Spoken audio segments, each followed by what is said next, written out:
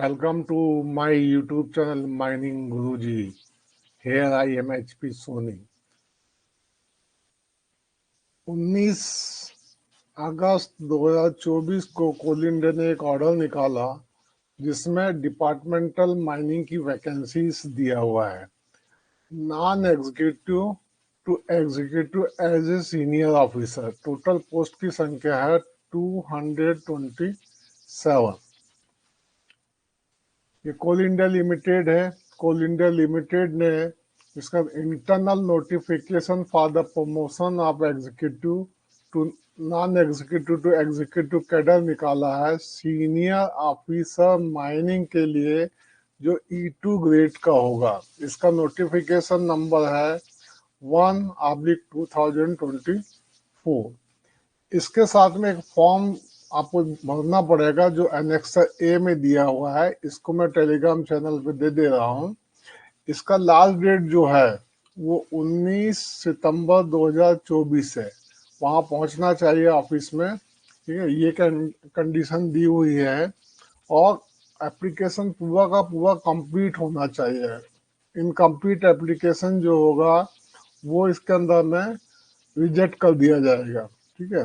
तो यहाँ लिखता है साफ साफ कि eligibility to the avoid rejections को रोकने के लिए आपको पूरे डॉक्यूमेंट्स लगाने पड़ेंगे। Having the proper requirement self attested document support of the qualification experience date of birth are application submitted last date. मतलब ये यदि कहीं गड़बड़ होता है और लास्ट डेट के बाद में यदि आपने जमा किया है तो उसको रिजेक्ट कर देगा। अब इम्पोर्टेंट डेट्स जो दिया है इसके अंदर में, ये opening date for the submission of application ये है 21 अगस्त 2024। Last date of the submission of the application ये डेट दी है 19 सितंबर 2024, ठीक है। और ये ऑफिस के आवर में ही जमा हो जाना चाहिए 19 सितंबर को। टेंटेटिव वैकेंसी का मतलब होता है कि वैकेंसी को कम भी किया जा सकता है, ज़्यादा भी किया जा सकता है।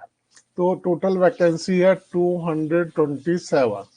इसमें से अनरिजर्व है 176, SC के लिए है 34 और ST के लिए है 17 सीट। ये बहुत ही बढ़िया वैकेंसी निकाला है, क्योंकि प्रीवियस जो सर्कुलर्स आए थे उसके अंदर में A1 ग्रेड में 3 साल होने के बाद आपको प्रमोशन के लिए इंटाइटल होते थे। इसमें ऐसा कुछ नहीं है, ठीक है। इसमें प्रमोशंस होंगे। आगे बढ़ने के पहले हम एक अपडेट दे देना चाहते हैं। हमने mining Guruji by HP Soni एक ऐप लॉन्च किया है। इसको आप प्ले स्टोर से जाकर डाउनलोड कर सकते हैं। इसका लिंक भी मैं इसके डिस्क्रिप्शन बॉक्स में दे दे रहा हूँ। यदि आपको ज़्यादा इंक्वायरी की आवश्यकता है या कुछ जानना चाहते हैं तो ये दिए गए कॉन्टैक्ट नंबर पे आप फ़ोन कर सकते हैं या व्हाट्सअप कर सकते हैं, ठीक है। हमने first class second class examinations जो दिसंबर में होने वाला है उसके लिए वेंटिलेशन पेपर के लिए एक ऑनलाइन क्लास चालू की है और ये ऑनलाइन क्लास 9 सितंबर से चालू होके 8 नवंबर तक चलेगी, ठीक है। इसी तरीके से मेटल के लिए भी हमने किया है। मेटल के लिए वीडियो कोर्स है, ये लाइव क्लास नहीं है, वीडियो कोर्स है। इसके अंदर में क्लास के नोट्स एवं वीडियो भी दिए जाएंगे, साथ में इसमें टेस्ट भी आपको इंक्लूडेड रहेंगे।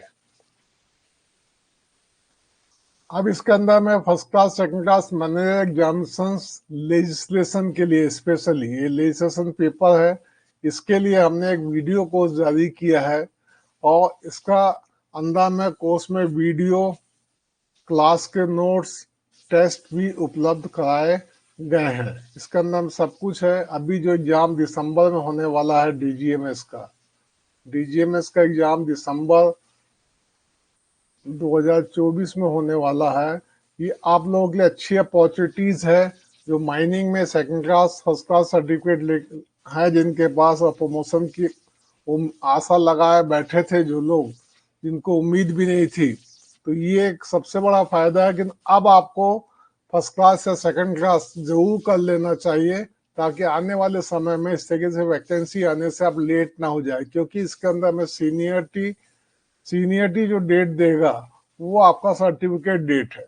तो जितना जल्दी आप पास करेंगे उतना अच्छा होगा, और आपके पास करने में हमारा ये कोर्स आपकी काफी सहायता कर सकता है। इसी तरीके से जूनियर ओवरमैन एवं माइनिंग सरदार इक्विपमेंट एग्जाम कोल इंडिया में हो या अदर कंपनी में हो, उसके लिए डीजे देशमुख का वैल्यू 1, 2, 3 का वीडियो कोर्स लॉन्च किया गया है। साथ ही वीडियो कोर्स लॉन्च किया गया है mines act, mines rule regulation पूरे लॉ के ऊपर में, काफी अफोर्डेबल प्राइस में है, ये काफी कम प्राइस है। और देखिए यहाँ भी काफी कम प्राइस में दिया गया है।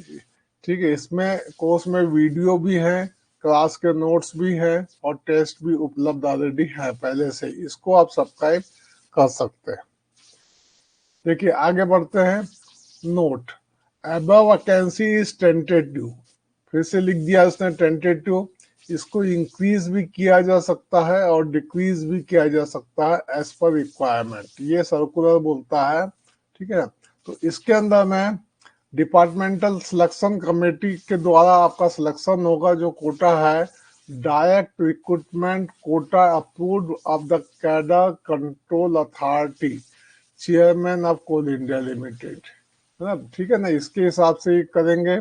इसके अंदर क्वालिफिकेशन एज पर कैडर स्कीम और cut off date, cut off date जो है आपकी, जो सर्टिफिकेट आपका वैलिड होगा वो 31/7/2024 के लिए होगा। Cut off date determine eligibility age पर cadre scheme shall be record, मतलब कैडर स्कीम के हिसाब से 31/7 आपका कट ऑफ डेट होगा। दूसरा है मिनिमम क्वालिफिकेशन, आपके पास में डिग्री इन माइनिंग और सेकंड क्लास सर्टिफिकेट हो, दोनों होना चाहिए। दूसरा चीज, डिप्लोमा यदि आपने 3 साल का किया है तो आपके पास सेकंड क्लास सर्टिफिकेट भी होना चाहिए। थर्ड वन, यदि फील्ड कैंडिडेट है जिसके पास में माइनिंग सरदार का सर्टिफिकेट है और जिसने सेकंड क्लास पास कर लिया है, सेकंड क्लास पास किया, वो भी एलिजिबल इसके अंदर है, जिसको हम लोग फील्ड कैंडिडेट के नाम से जानते हैं। सिलेक्शन क्राइटेरिया, सिलेक्शन क्राइटेरिया क्या है कि related the fix seniority of department promotion selection from the non executive से एग्जीक्यूटिव, इसके अंदर में आपको सीनियरिटी के बेस पे देगा। सीनियरिटी के लिए क्या कर रहा है ये, दो कंडीशन है इसके अंदर में, डेट ऑफ अपॉइंटमेंट और दूसरा है certificate issue date, certificate issue date.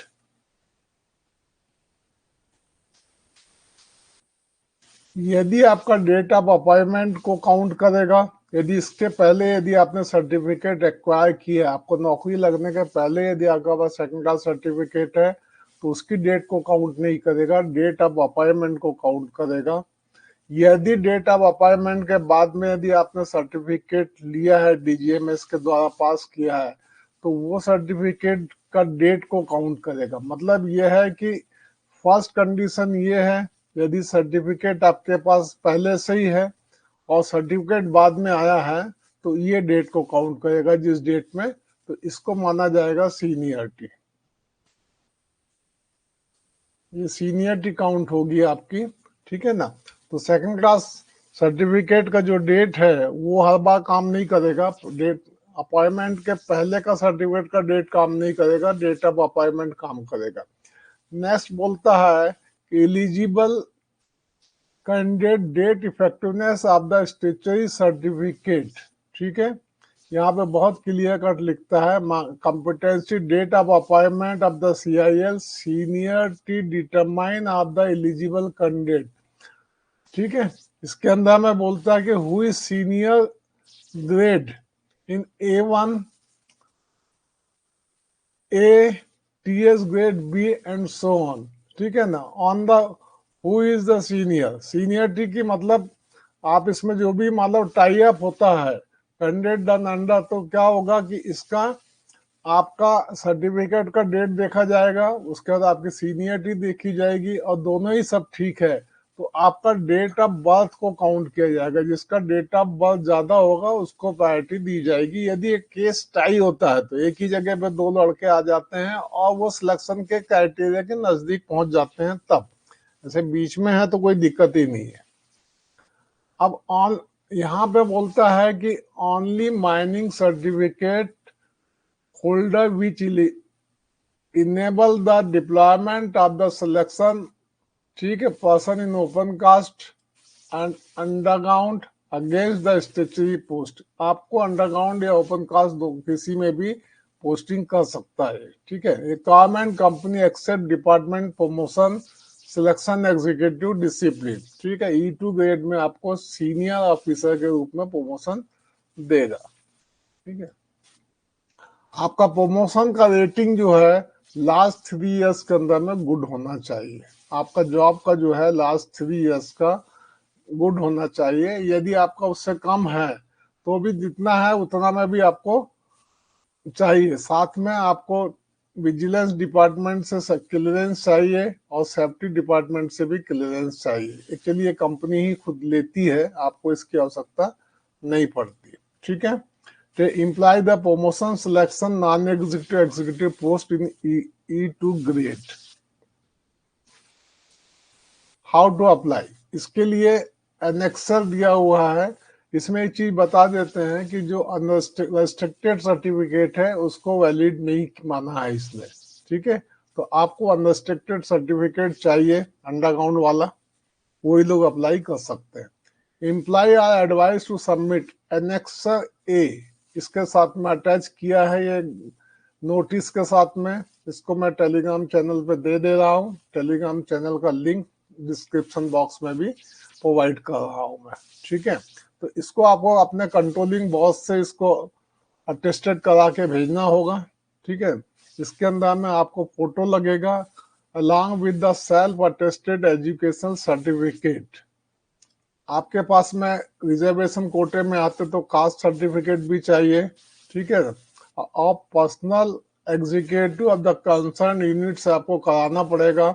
जो आप जहां भी नौकरी करते हैं, यूनिट में, प्रोजेक्ट में, सब एरिया में जहां भी नौकरी करते हैं वहां का कंट्रोलिंग ऑफिसर से आपको कराना पड़ेगा। और लास्ट डेट के पहले ऑन और बिफोर, देखिए यहाँ साफ साफ लिखा है ऑन और before last date of submission of the application.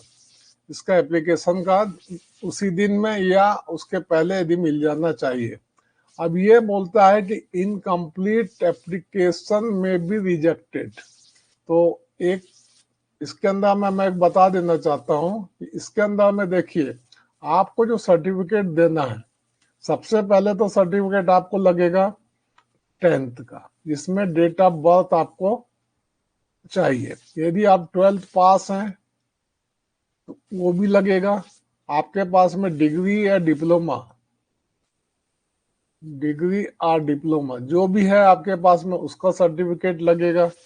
साथ में आपको सेकंड क्लास सर्टिफिकेट लगेगा, सेकंड क्लास का सर्टिफिकेट। इसके बाद आपका GT certificate, first aid certificate. हालांकि ये सब लिखा नहीं है किंतु आप भेजिए ताकि कल ये ना बोले कि आपका फर्स्ट एड इनवैलिड था। GT certificate, first aid certificate ये भेजिएगा। और आपका परफॉर्मेंस जो है वो तो खुद ही बना के देंगे परफॉर्मेंस, ठीक है ना। तो ये परफॉर्मेंस जो है वो भी आपको चाहिए और वो गुड होना चाहिए। तो आपका 10th का सर्टिफिकेट, 12th का सर्टिफिकेट, डिग्री या diploma, second class certificate, GT certificate, first aid certificate, performance. बाकी तो डेट ऑफ अपॉइंटमेंट और ग्रेड वगैरह वो सब उसके फॉर्म के अंदर में जो दिया है वो कंपनी भी उसमें इंडोर्स करेगी, ठीक है। तो आपको इसके अंदर में सीनियर ऑफिसर E2 ग्रेड देगा जितनी वैकेंसी निकाली है उसके अगेंस्ट में। If more than one application received from candidate, most recent current application received at the placement, इसके अंदर बोलता है कि एक से ज्यादा यदि आपने एप्लीकेशन भेजी है तो जो बाद में एप्लीकेशन मिलेगी, पहले भी मिल गई है बाद में भी मिल गई है, तो बाद वाली को कंसीडर करेगा। किसी वजह से आपके इसमें मिस्टेक हो गया तो आप दोबारा भी एप्लीकेशन को भिजवा सकते हैं, और जो बाद में जो एप्लीकेशन मिलेगी उसको फाइनल माना जाएगा। एक ये अच्छा क्राइटेरिया दे दिया है। बाय द वे कभी आपको लगता है कि गलती हो गई तो उसको दोबारा भी आप भर के भेज सकते हैं, पर कोशिश करिएगा कि एक ही बार में ये सबसे बढ़िया से चली जाए। Information instruction different stage of the promotion, ठीक है, कम्युनिकेटेड ऑन CIL वेबसाइट। आपको ये जो भी चीज है CIL वेबसाइट में मिलेगी। इसको CIL वेबसाइट को आप रेगुलर चेक करते रहिए। यदि हमें कुछ नया लेटेस्ट इंफॉर्मेशन मिलेगा तो इसको हम वीडियो के रूप में भी डाल देंगे, ठीक है। यहाँ पर बोलता है कि allowed candidate submit the application any discrepancy found, मतलब यहाँ ये अलग चीज है, ठीक है ना। बट यहाँ पे एप्लीकेशन में गलती नहीं है, यहाँ पे आपने 2 बार भेज दिया है, वो है। यहाँ पे यदि आपका डिस्क्रिपेंसी मिलती है, कोई गलती मिलती है, तो आपको वो रिजेक्ट कर देगा फॉर्म को, ठीक है ना। गलत नहीं होना चाहिए फॉर्म, बड़े ध्यान से भरना, एक एक चीज को ध्यान रखना। CIL reserve the right to cancel, reject, modify after process if needs so arise without assigning the reason। मतलब कोल इंडिया अपने पास राइट रखा हुआ है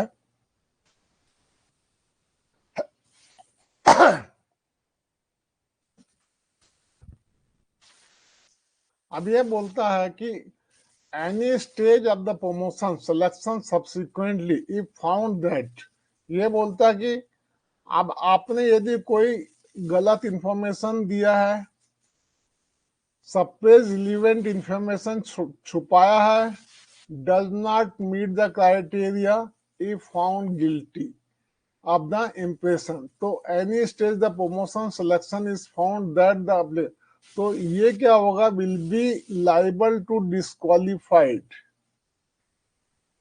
ठीक है, prosecuted and debarred for the promotion. मतलब ये बोलता है कि आपको मान लो आपका प्रमोशन हो गया, बाद में कोई सर्टिफिकेट का आपका कोई डिस्क्रिपेंसी या कुछ गड़बड़ी आ जाती है, इसके अंदर में गलत इंफॉर्मेशन दे दी आपने, तो आपको डिस्क्वालिफाइड कर देगा, प्रोसिक्यूट कर देगा, आपको हटा देगा प्रमोशन से, और जिस जगह से आप प्रमोट हुए थे उसी जगह पे आपको वापस कर देगा। एनी डिस्प्यूट, यदि डिस्प्यूट आता भी है तो आपको कलकत्ता कोर्ट के अंदर में ही केस करना पड़ेगा, बाकी जगह केस आप नहीं कर सकते, नहीं तो उसको इंटरटेन नहीं करेगा। In case of the interpretation of any provision decision director personnel and industrial relation of the CIL, मान लो कोई आपको इंटरप्रिटेशन में कुछ गड़बड़ी हो रही है या कोई डिसीजन समझ में नहीं आ रहा है, तो यहाँ पर क्लैरिफिकेशन जो आएगा वो डायरेक्टर पर्सनल से ही आएगा, और वो फाइनल होगा और वो मानने योग्य होगा। थैंक्स। यदि ये वीडियो आप लोगों को अच्छा लगा, इंफॉर्मेटिव लगा, तो आप इस वीडियो को शेयर करिए, लाइक करिए, सब्सक्राइब करके प्रेस आइकन को दबाइए ताकि आने वाला वीडियो आपको मिलता रहे। थैंक्स, बाय बाय, जय हिंद गाइस।